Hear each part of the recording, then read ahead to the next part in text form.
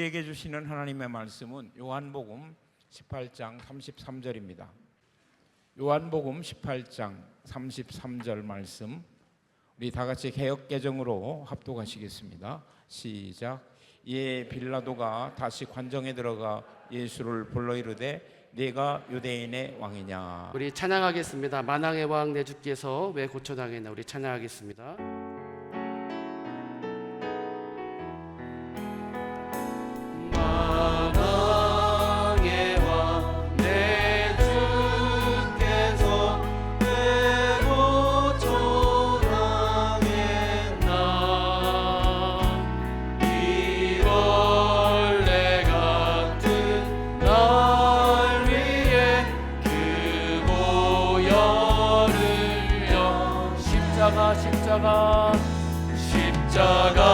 십자가 내가 처음 볼 때에 나의 맘에 큰 고통 사라져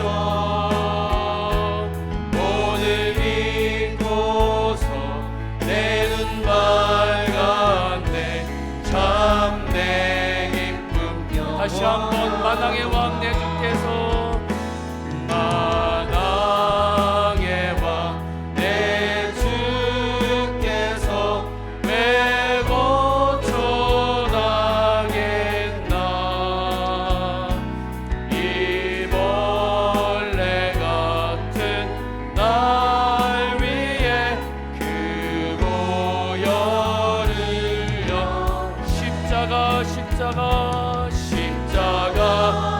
십자가 내가 처음 볼 때에 나의 맘에 큰 고통 사라져 오늘 믿고서 내 눈 밝았네 내 기쁨 영원. 십자가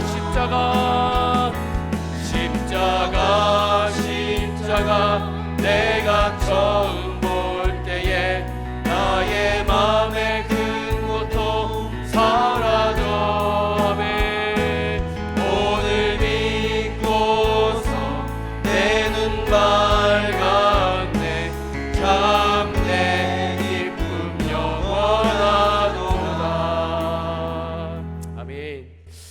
마크 트웨인의 소설 왕자와 거지는 16세기 영국을 배경으로 쓰여졌습니다. 이 책의 주인공의 이름은 톰과 에드워드입니다. 톰은 영국 런던의 가난한 집안, 폭력과 욕설을 일삼는 도둑의 아들로 태어났습니다. 그런데 에드워드는 영국과 헨리 8세의 하나밖에 없던 왕자였습니다. 이처럼 둘의 삶의 모습은 정반대였지만 둘은 같은 날 태어났고 일란성 쌍둥이처럼 똑같이 생기기까지 하였습니다. 같은 건물에 살던 앤드류 신부에게서 글을 읽고 쓰는 방법, 또 인생을 바르게 사는 법을 배운 톰은 한 번만 해도 진짜 왕자를 보고 싶다는 소망을 품고 살아가게 됩니다. 그리고 어느 날 그런 마음으로 궁정 앞을 서성이다가 경비병에게 혼을 나게 되는 중 에드워드 왕자가 그 장면을 보게 됩니다. 그리고 그 톰을 자신의 방으로 데려와 음식을 대접하고 이야기하며 서로의 생활을 부러워하다가 장난으로 서로 옷을 바꿔 입기로 결정합니다. 그런데 이 장난이 엄청난 파국을 일으키게 됩니다. 병사들은 거지 옷차림을 하고 있던 왕자 에드워드를 알아보지 못하고 왕궁에서 쫓아내게 된 것입니다. 아무리 자신이 왕자라 말을 해도 사람들은 믿지 않고 에드워드를 쫓아냈습니다. 반대로 왕자 옷차림으로 방 안에 홀로 남아있던 톰은 하루아침에 왕자가 됩니다. 옷차림만 바꾸었을 뿐인데 에드워드는 하루아침에 왕자에서 거지가 되고 톰은 거지에서 왕자가 된 것입니다. 여러분, 어떻게 이런 일이 일어날 수 있는 것일까요? 물론 다양한 이유가 있겠지만 사람들 안에 왕자의 모습은 이래야만 돼, 거지의 모습은 이러이러한 거야 라는 어떤 눈에 보이지 않는 기준들이 있었기 때문은 아니었을까요? 이처럼 우리는 자기 자신의 기준에 따라 다른 사람의 겉모습만 보고 그 사람을 쉽게 판단하고 규정하는 경향이 우리 가운데 많이 있음을 보게 됩니다. 오늘 본문을 보면 주님께서는 가야바 법정에서 재판을 받으신 다음 빌라도 총독 앞에 서게 됩니다. 우리 요한복음 18장 28절 말씀 한번 같이 읽겠습니다. 시작. 그들이 예수를 가야바에게서 관정으로 끌고 가니 새벽이라 그들은 더럽힘을 받지 아니하고 유월절 잔고자 하여 관정에 들어가지 아니하더라. 아멘. 겟세마네 동산에서 밤에 잡히신 주님은 대제사장 안나스에게로 그리고 다시 가야바 법정으로 옮겨져 밤새 재판을 받으시고 피곤하신 몸으로 새벽에 빌라도 법정에 끌려가시게 됩니다. 근데 예수님을 끌고 온 대적들은 예수님만 빌라도 법정에 세우고 관정에 들어가진 않았습니다. 왜냐하면 12시간도 안 있으면 유월절인데 유월절 전에 이방인의 장소에 들어가 스스로 더럽힐 수 없었기 때문이었습니다.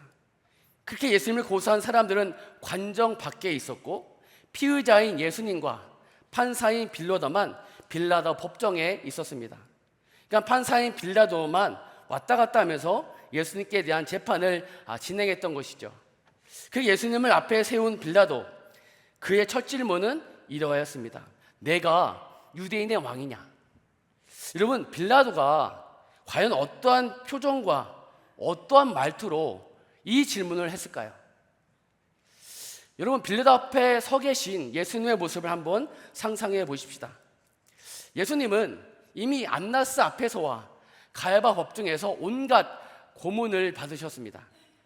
온갖 수치와 모욕을 당하시고 매를 맞으시고 채찍으로 맞으셨습니다. 그러니 그 옷은 다 찢겨져 누더기 옷처럼 되어 있었을 것이고 온 몸은 피투성이었을 것이고 그 몰골도 처참하였을 것입니다. 그리고 온몸에 기진이 다 빠져 제대로 서 있기도 힘들었을 것입니다. 그런데 여러분, 그런 예수님의 모습은 일반 사람들이 생각하는 왕의 모습이 전혀 아니었어요. 도저히 왕의 모습을 예수님에게서 찾아볼 수가 없었습니다. 더군다나 유대인의 왕이면 응당 유대 예루살렘 사람이어야 하는데 예수님은 나사렛에서 태어나 갈릴리 인근에서 자란 갈릴리 사람이었습니다. 그러니 예수님의 말투며 예수님의 그 생김새며 딱 갈릴리 촌사람이었어요. 도저히 사는 것이 나을 수 없는 지역의 사람이었습니다. 이럴 때 빌라도는 도무지 예수님에게서 유대인의 왕의 모습을 찾아볼 수가 없었습니다. 그래서 유대인 지도자들은 예수님을 유대인의 준양한 반역자라고 고소하고 예수님을 법정에 세웠는데 빌라도는 예수님을 보자마자 도무지 이해가 되지 않았던 거예요. 그래서 빌라도는 한껏 무시하는 태도와 말투로 예수님께 질문한 것입니다. 너가 유대인의 왕이라고? 다른 사람도 아닌 너가 정말 어떻게 유대인의 왕이라고 할 수가 있어? 라며 질문한 거예요. 그러니까 이 질문은 빌라도가 예수님을 조롱하기 위해서 던진 질문이었습니다. 그리고 동시에 이러한 사람을 반역자라고 고소한 유대인들도 조롱하는 것이었어요. 이런 모습을 한 사람을 유대인의 왕이라고 고소한 사람들이나 그렇게 고소된 사람 모두 빌라도가 볼 때는 다 어이없고 정상적이지 않다고 생각했던 것입니다. 그 정도로 빌라도가 볼 때 예수님은 전혀 유대인의 왕으로 보이지 않았던 것이죠. 그러나 여러분, 예수님께서는 유대인의 왕 정도가 아니라 세상 모든 만물을 지으시고 주관하시는 만왕의 왕이십니다. 그래서 모든 만물은 예수께 나와 무릎을 꿇고 그 이름에 합당한 찬양과 영광을 돌리는 것이 마땅합니다. 그래서 빌라도도 역시 왕이신 예수 그리스도께 그에 합당한 예를 갖추어 모셔야만 했습니다. 그러나 문제는 예수께서 보여주신 모습이 우리가 흔히 생각하는 왕의 모습이 아니었다는 것입니다. 만약 예수님께서 그야말로 왕의 모습으로 이 땅에 오셨다면 모든 사람이 예수님을 왕으로 높여드리고 그에 합당한 예의를 다하였을 텐데 전혀 왕의 모습이 아니었으니 빌라도 같은 자도 감히 예수님을 조롱하는 일이 일어났던 것입니다. 예수님께서 일반적인 왕의 모습이 아니라 정반대로 허름하고 비천한 모습으로 오셨으니 세상의 사람들도 예수님을 따른 것을 미련하고 어리석은 것이라 비웃고 조롱했던 것입니다. 고린도전서 1장 23절 말씀, 우리는 십자가에 못 박이신 그리스도를 전하니 유대인에게는 꺼리끼는 것이요 이방인에게는 미련한 것이로되. 그렇다면 여러분, 우리는 어떠합니까? 빌라도나 세상의 사람들은 예수님을 전혀 왕으로 인정하지 아니하고 오히려 비웃고 조롱하였는데 우리는 과연 예수님을 어떻게 생각하고 있는 것입니까? 이사야 53장은 고난 주간이 되면 많이 읽게 되는 말씀 중 하나입니다. 고난당하신 예수님을 예언하고 있는 말씀이죠. 근데 이 말씀을 읽다 보면 놀라운 말씀을 접하게 됩니다. 2절과 3절인데 같이 한번 읽겠습니다. 시작. 그는 주 앞에서 자라나기를 연한 순 같고 마른 땅에서 나온 뿌리 같아서 고운 모양도 없고 풍채도 없은즉 우리가 보기에 흠모할 만한 아름다운 것이 없도다. 그는 멸시를 받아 사람들에게 버림받았으며 간고를 많이 겪었으며 질고를 아는 자라. 마치 사람들이 그에게서 얼굴을 가리는 것 같이 멸시를 당하였고 우리도 그를 귀히 여기지 아니하였도다. 우리도 그를 귀히 여기지 아니하였도다. 저는 말씀을 읽으며 이 부분이 계속 마음에 와닿았습니다. 왜냐하면 그 우리 속에 나 또 포함되어 있는 것은 아닌가 스스로를 돌아보았기 때문입니다. 여러분, 우리도 혹시 예수님을 귀히 여기지 않은 적 있지 않습니까? 예수를 왕으로 인정하지 않은 적 있지는 않습니까? 물론 우리도 예수님께서 왕의 모습을 하고 계실 때는 우리도 예수님을 귀하게 여깁니다. 복음서를 보면 많은 무리들이 예수님을 따라다녔습니다. 하루는 그렇게 모인 사람이 장정만 5,000명이나 되었습니다. 하루 종일 예수님을 따르다 보니 그들은 먹을 것이 없어 기진하게 됩니다. 주님은 그 모습을 보고 오병이어 떡 5개와 물고기 2마리를 들어 축사하신 다음 사람들을 배불리게 먹이십니다. 그렇게 하고도 12광주나 거두는 기적을 베푸시게 되죠. 이 기적을 경험한 사람들, 그 예수님으로 인해 배부름을 경험한 사람들은 예수님을 왕으로 세우려고 하였습니다. 요한복음 6장 14절과 15절입니다. 그 사람들이 예수께 행하신 이 표적을 보고 말하되 이는 참으로 세상에 오실 그 선지자라 하더라. 그러므로 예수께서 그들이 와서 자기를 억지로 붙들어 임금으로 삼으려는 줄 아시고 다시 혼자 산으로 떠나가시니라. 우리도 예수님을 따르며 예수께서 우리에게 놀라운 일을 행하실 때에는 예수님을 왕으로 고백하며 존귀하게 여깁니다.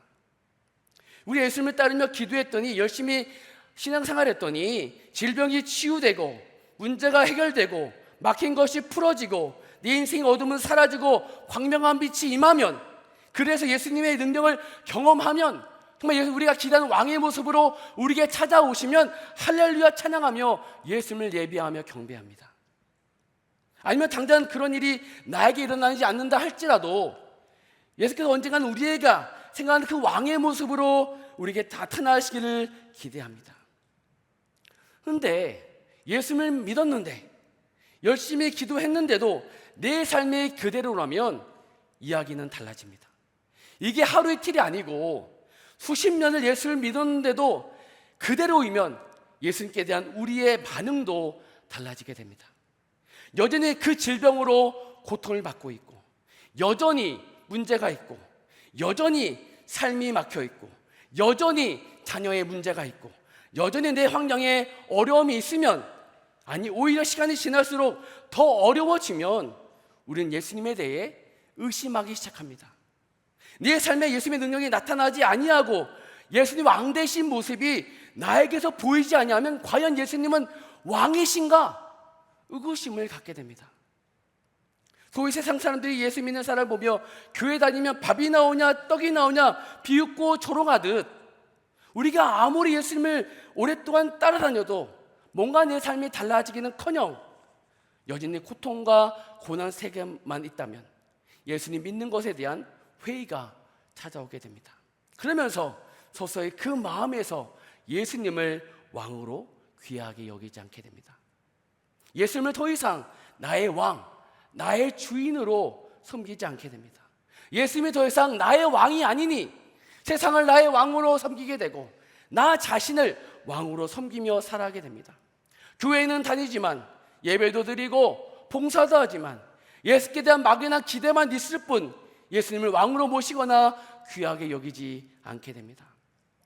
제가 예전에 교육전도사로 있을 때에 만났던 권사님이 계십니다. 그 권사님과는 전혀 대화할 기회가 없었습니다. 그러다 하루는 금요 철야 예배를 마치고 교회 로비의 의자에 같이 앉을 기회가 있었는데 그때가 처음 대화를 해본 것이었어요. 근데 그분이 갑자기 저에게 이렇게 말씀하시는 거예요. 전도사님, 저는 실패한 신앙인 같아요. 그때 대학생의 아들을 둔 권사님이 20대 젊은 전도사와 처음 이야기를 나누시는데 이런 말씀을 하시는 거예요. 전도사님, 저는 실패한 신앙인 같아요. 한 100여 모인 교회에서 여러 사역을 감당하시며 누구보다 헌신하셨고 주일의 격주로 이 권사님의 예배 때 기도하셨는데 그 기도를 들을 때마다 너무나 많은 은혜가 되었거든요. 근데 그분이 저를 처음 대화하실 때 처음 고백이 뭐였냐면 전도사님, 저는 실패한 신앙인 같아요라고 말씀하시는 거예요. 20대 젊은 전도사에게 권사님께서 그 말씀을 하셨는데 너무 놀랐습니다. 그래서 권사님께 이렇게 말씀드렸어요. 권사님, 무슨 말씀이세요? 무슨 말씀이세요? 라고 제가 여쭤봤어요. 그래서 권사님께서 하시는 말씀이 자기가 평생 예수를 믿고 누구보다 열심히 신앙생활을 했는데 여전히 자신의 삶은 너무나 가난하시다는 거예요. 남편분 벌이도 시원치가 않고 자신도 바느질을 하시면서 살아가시는데 이 또한 여의치가 않고 삶이 계속 어려우시다는 거예요. 교회에서 충성봉사 헌신하는데 열심히 기도하고 열심히 주를 따라가는데 내 삶은 전혀 달라지지 않는다는 거예요. 그러면서 자신은 실패한 신앙인이라고 자신을 소개하셨던 것입니다. 저는 이 권사님과 대화를 나누니 오직 답답했으면 저 같은 젊은 전도사에게 그런 말씀을 하실까 라고 이해가 되었지만 한편의 마음이 너무나 아팠습니다. 왜냐하면 이 권사님께서 스스로 실패한 신앙인이라 말씀하신 그 이면에는 예수님께 대한 원망이 있었기 때문이었습니다.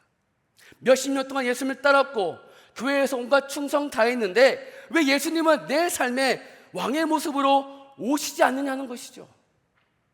과연 예수님이 정말 나의 왕이 맞는가 모르겠다, 예수께 불평하시는 말씀이셨던 것입니다. 무슨 말입니까? 여러분, 죄송한 말씀이지만 이 권사님은 예수님을 왕으로 인정하지 않고 있었던 것이에요. 예수님을 전혀 귀한 분으로 여기지 않고 계셨습니다. 왜냐하면 예수님께서 자신이 기대하는 왕의 모습으로 자신에게 오시지 않았기 때문입니다. 그래서 빌라와 같은 질문을 예수님께 하고 있었던 거예요. 예수님, 당신이 정말 왕이십니까? 예수님, 당신이 정말 왕이 맞습니까? 라고 묻고 있는 것이었어요.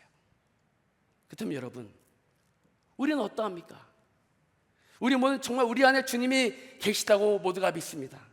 그런데 우리는 정말 예수님을 나의 왕으로 정말 인정하고 있습니까? 그래서 정말 예수님을 어떤 상황 속에서도 존귀하게 여기고 있습니까?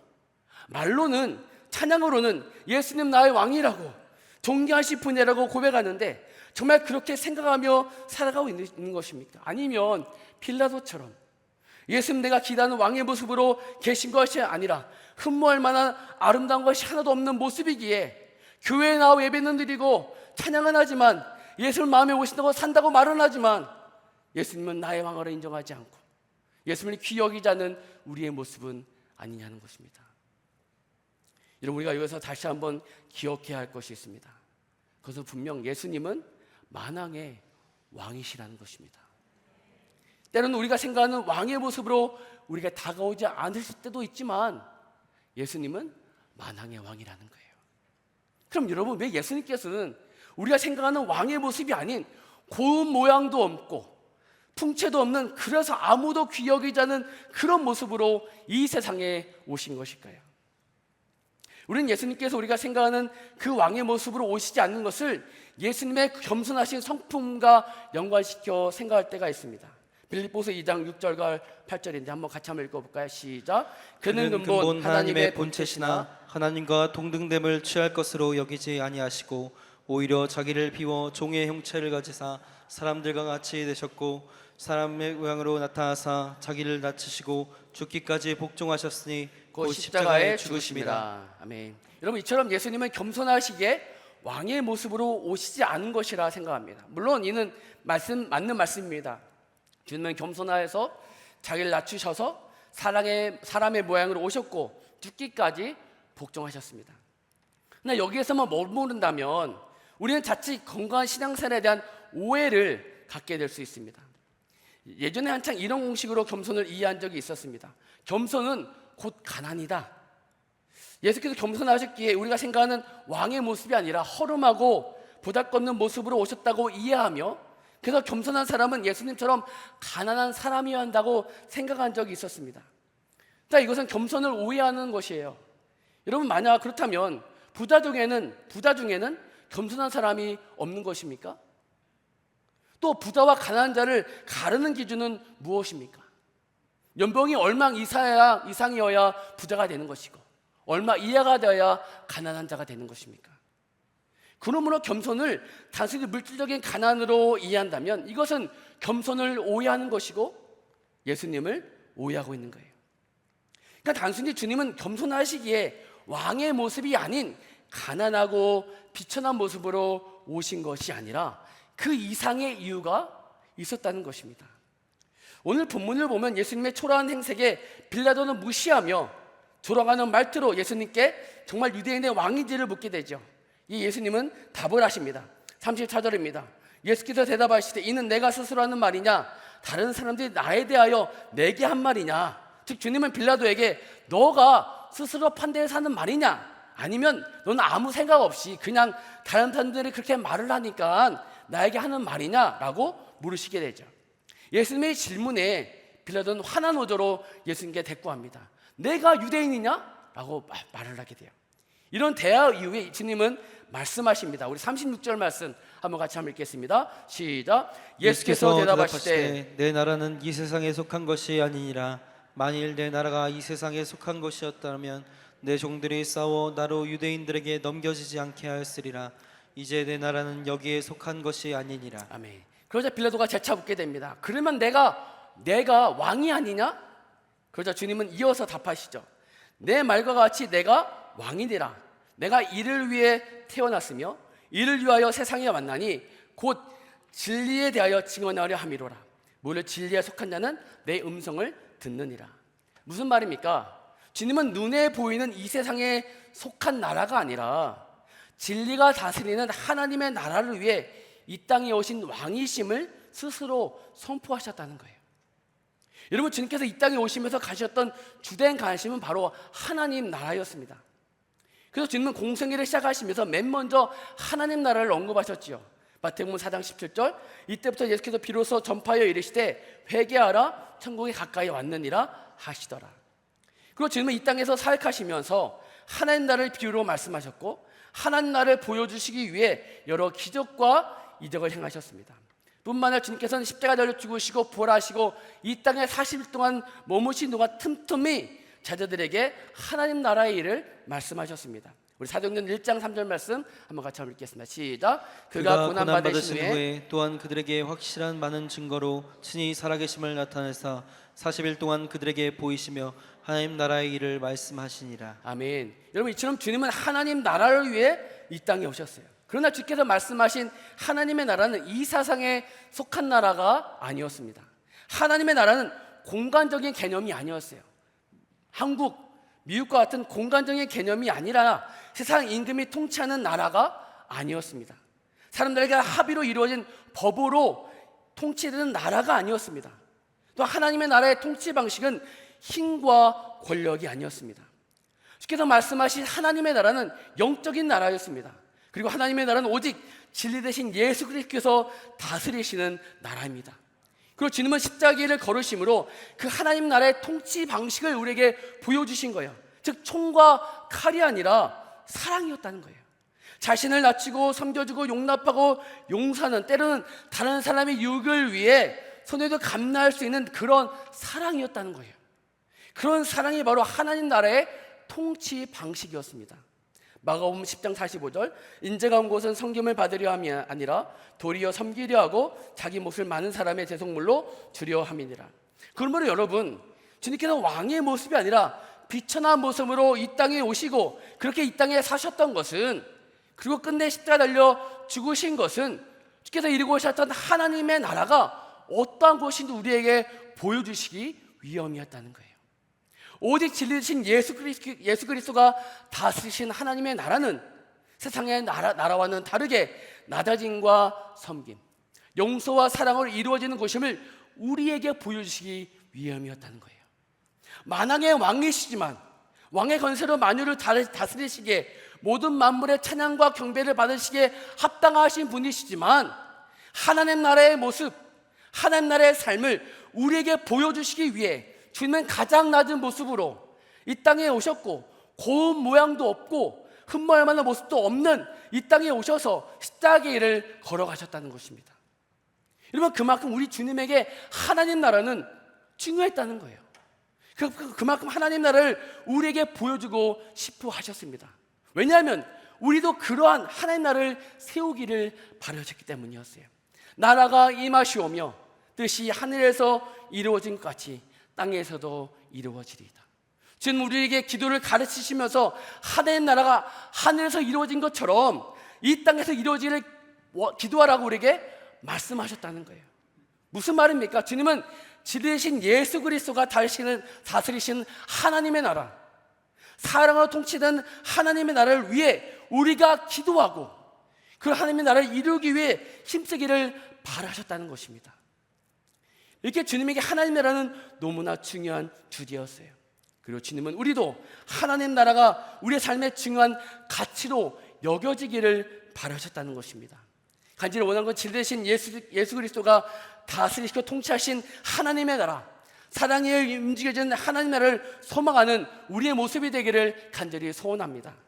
이렇게 빌라도는 주님과의 대화를 통해 주님은 완왕의 왕이시지만 이 세상에 속한 나라가 아니라 진리로 가득 찬 하나님의 나라의 왕이심을 들었어요. 직접 주님께 그 앞에서 말씀을 들었어요. 그런데 불구하고 빌라도는 주님의 말씀을 전혀 이해하지 못했습니다. 그래서 그는 여전히 세상 통치 방식으로 자신의 지위와 권력을 이용해 예수님을 죽이게 돼요. 여러분, 그는 분명 예수님께 아무 죄가 없으심을 알고 있었습니다. 그리고 예수님의 무죄됨을 사람들 앞에서 선언하기도 하셨어요. 그런데 그는 갑자기 사람들에게 바라바를 놓아줄지 예수님을 놓아줄지를 물어보게 됩니다. 여러분, 사실 이건 요즘 말로 답정너라고 하죠. 사람들이 그를 묻는 형식을 취하고 있지만 이미 답은 정해져 있었어요. 여러분, 사실 그 당시에 바라바는 단순한 강도가 아니라 로마 제국에 반대한 폭력 투쟁의 지도자였습니다. 그러니까 로마 입장에서는 바라바는 원수였지만 유대인들 입장에서는 바라바는 영웅이었어요. 그러니까 이런 유대인들의 심리를 잘 알고 있던 빌라도였기 때문에 당연히 유대인들이 바라바를 요구할 것이라고 빌라도는 알고 있었습니다.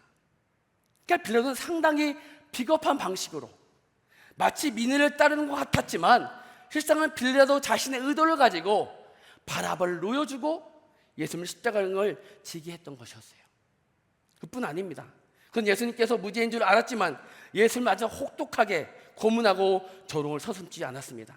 19장 1절에서 3절 말씀입니다. 우리 같이 한번 읽어볼까요? 시작. 이에 빌라도가 예수를 데려다가 채찍질을 하더라. 군인들이 가시나무로 관을 엮고 그의 머리에 씌우고 자색 옷을 입히고 앞에 가서 이르되 유대인의 왕이여 평안할지어다 하며 손으로 때리더라. 여러분, 예수님을 채찍질하고 가시관을 머리에 씌우고 자색 옷을 입히며 예수님을 조롱하는 이 모든 일은 다 빌라도의 주관하에 이루어진 일이었습니다. 빌라도의 허락하에 이루어진 일이었다는 거예요. 그러니까 채찍을 당해 온몸이 찢기고 가시관을 써서 머리에서 피가 낭잔 예수님께 왕을 상징하는 자색 옷을 입히며 빌라도는 예수님을 조롱하고 있었던 거예요. 유대인의 왕이요 평안할지어다. 빌라도는 주님과 대화하며 주님의 나라는 이 세상에 속한 것이 아니라는 말씀을 들었고 하나님의 나라에 대해서도 들었지만 그는 여전히 예수님을 향하여 내가 정말 유대인의 왕이냐 조롱하며 비웃고 있었다는 거예요. 여러분, 어떻게 이럴 수가 있는 것일까요? 주님과 대화하면서 주님의 지혜를 들었고 주의 뜻을 들었음에도 어떻게 진리신 예수님을 그토록 무시하고 함부로 대할 수 있는 것일까요? 우리 38절 말씀 한번 읽어봅시다. 38절 시작. 빌라도가 이르되 진리가 무엇이냐 하더라. 무슨 말입니까? 여러분, 빌라도는 여전히 진리에 대하여 무지하였다는 거예요. 진리를 들었지만 진리신 예수 그리스도가 그 앞에 계셨지만 진리를 몰랐다는 거예요. 진리에 대해 눈이 감겨 있으니 진리가 나신 하나님의 나라에 대해서도 도무지 이해가 되지 않았던 거예요. 여러분, 우리도 마찬가지입니다. 우리가 이렇게 교회에 나와 진리라는 말씀을 듣고 진리 대신 예수 그리스도를 믿고 예배하고 있지만 우리 눈이 감겨 있어 진리에 대하여 무지하다면 우리는 결코 하나님의 나라를 이해할 수 없습니다. 하나님의 나라를 바라볼 수 없습니다. 그리고 이 세상의 전부인지를 알고 살아갑니다. 우리의 눈은 이 세상의 나라만 바라볼 것이며 이 세상의 방식으로만 살아갈 수밖에 없습니다. 그럼 우리가 그렇게 생각하는 왕의 모습으로 예수께서 오시기만을 기대하게 돼요. 그렇지 않고 내 뜻대로 예수께 나에게 오시지 않는다면 예수님을 더 이상 나의 왕으로 귀하게 여기지 않게 되는 것입니다. 빌라도처럼 예수님을 그렇게 함부로 대할 수 있습니다. 가룟 유다처럼 예수님을 은 30에 팔아버릴 수 있습니다. 제자들처럼 예수님을 버리고 도망갈 수 있습니다. 베드로처럼 예수님을 모른다고 부인할 수 있습니다. 여러분, 우리의 눈이 감겨 있으면, 우리의 진리에 대해 무지하면, 우리의 영간의 눈이 감겨 있으면 진리의 말씀을 들어도 이곳에 주님이 오셔도 모른다는 거예요. 아찔하지 않습니까? 평생 예수님을 따르고 교회에 나오고 직분을 받아도 목사가 되어도 모른다는 거예요. 왜? 감겨 있으니까. 감겨 있으면 모르는 거예요. 그러면서 계속 하나님을 바라보면서 그것만 기도하는 거예요. 예수님, 나의 왕으로 오세요. 내가 기도하는 왕의 모습으로 나에게 오세요. 내 질병을 치유해 주세요. 나를 잘되게 해주세요. 나를 복되게 해주세요. 간절히 구할 수밖에 없는 것이에요.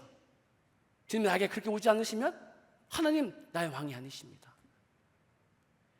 가룟 유다처럼 예수님을 팔아버리고 제자처럼 예수님을 버리는 거예요. 예수님을 버리고 도망가는 거예요. 그러면 여러분, 우리는 반드시 진리에 대하여 눈이 열려져야 합니다.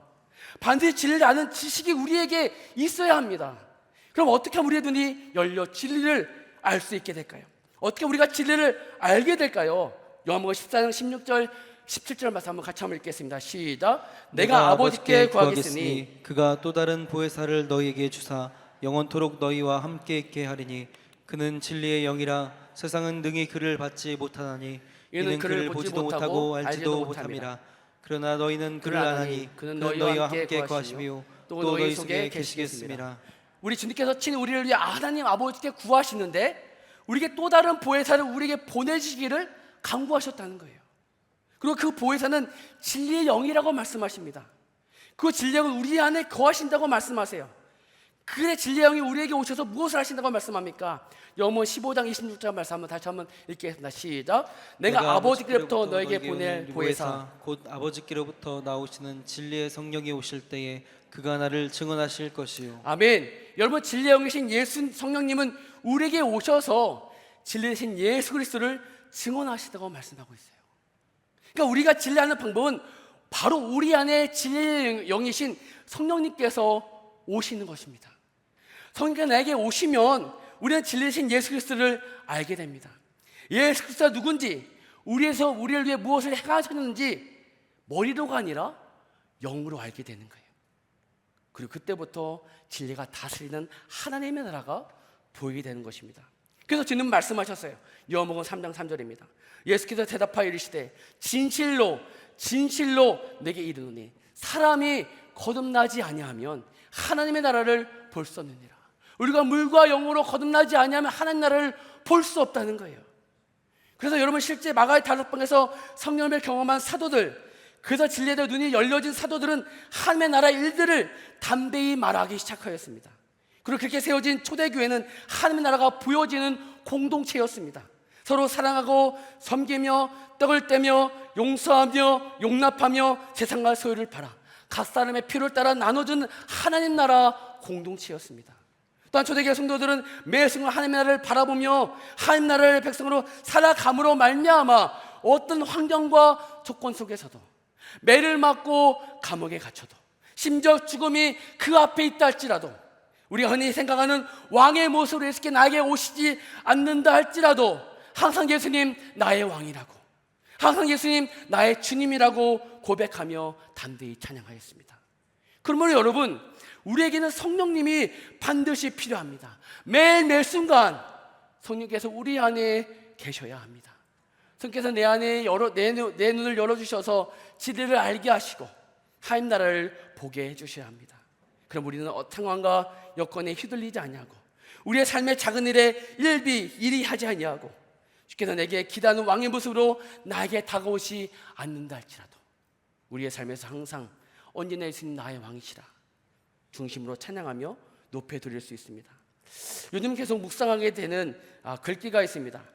어거스틴 한 말로 유명한데요. 당신 안에서 안식하기 전까지 우리의 마음인 쉼이 없네. 다시 한번 읽어볼까요? 시작. 당신 안에서 안식하기 전까지 우리 마음에는 쉼이 없나이다. 여러분, 우리는 주님을 따르며서도 왜 이토록 불안해하며 쉽게 흔들리는 것일까요? 주님께서 우리가 기대하는 왕의 모습으로 오시지 않으시면 왜 그렇게 쉽게 실망하며 불평하며 원망하는 것일까요? 왜 그렇게 쉽게 주님을 귀하게 여기지 아니하고 세상을 의지하며 사람을 의지하게 되는 것일까요? 얼마 전 제 안에도 이런 순간이 있었습니다. 마음의 평안을 잃어버리고 염려하고 걱정하고, 그런데 주님께서는 그저 침묵하시는 것 같고, 근데 어느 날 제가 책을 보는데, 제가 책을 어떻게 보냐면 한 권을 쭉 보는 게 아니라 여러 권을 뷔페 먹듯이 쭉쭉쭉 읽게 돼요. 근데 그날은 책을 보는데 다른 두 책에서 이 글귀가 똑같이 쓰여져 있는 것입니다. 당신 안에서 쉼을 얻을 우리 마음엔 쉼이 없나이다. 정말 순간이더라고요. 순간 내 시선이 주님을 바라보지 않는 순간 내 마음이 염려가 확 오는 거예요. 두려움이 확 오는 거예요. 예수님 내가 생각하는 왕의 모습으로 오시지 않은 그것으로 인해 실망하고 불평하고 원망하는 거예요. 그게 순간이더라고요. 계속 주님을 바라보다가 주님을 바라보지 않는 그 순간, 내 눈에 감겨지는 그 순간 내 마음이 불안해지고 내 마음이 불평으로 가득 차게 되고 내 마음이 주의 나라가 사라져 세상의 나라로 가득 찬 나의 모습을 깨닫게 되었습니다. 제가 그 순간 깨닫게 된 거야. 정말 매 순간, 매 초, 매분 성령님이 나에게 임하셔야 되는 것이구나. 교회에서만 성령님이 내게 필요한 것이 아니라, 내가 처음 예수 믿을 때만 성령님이 필요한 것이 아니라 매 순간 내가 잡혀서는 그날까지 성령님이 나와 함께 되시는 것이구나 라는 것을 깨닫게 되었어요. 여러분, 성령님이 내 안에 오셔서 내 눈을 열어주시면, 주님을 알게 하시고 하나님을 나를 알게 하시면 어떤 고난이 와도, 어떤 아픔이 와도, 어떤 미래가 불확실해 보였다 할지라도 예수님 나의 왕이라고, 예수님 나의 주님이라고 흔들리지 않고 주님을 찬양하고 경배할 수 있다는 거예요. 우리가 그 믿음으로 살아가는 우리의 모습이 되기 원합니다. 어떤 상황 중에라도 예수님 나의 왕이라고, 나의 주님이라고 당당히 고백하며 다윗처럼, 다니엘처럼, 에스겔처럼 주님을 찬양하며 고백하는 우리의 심령이 되기를 간절히 바랍니다. 그러기 위해서 성령님이 매 순간 매 초 필요한 거예요. 우리 시간 찬양하기 원합니다. 정결한 마음 주시옵소서. 우리 같이 찬양하겠습니다.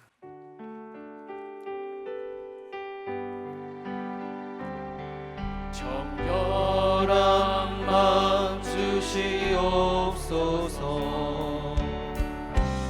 오 주님, 정직한 영을 새롭게 하소. 다시 한번 고백합시다. 정결한 마음 주시옵소서. 정결한 마음 주시옵소서. 오 주님,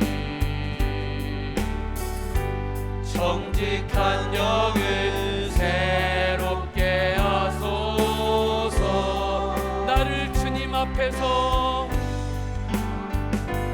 나를 주님 앞에 주의 성령을 거두지 마옵소서. 멀리 하지 마시고 주의 손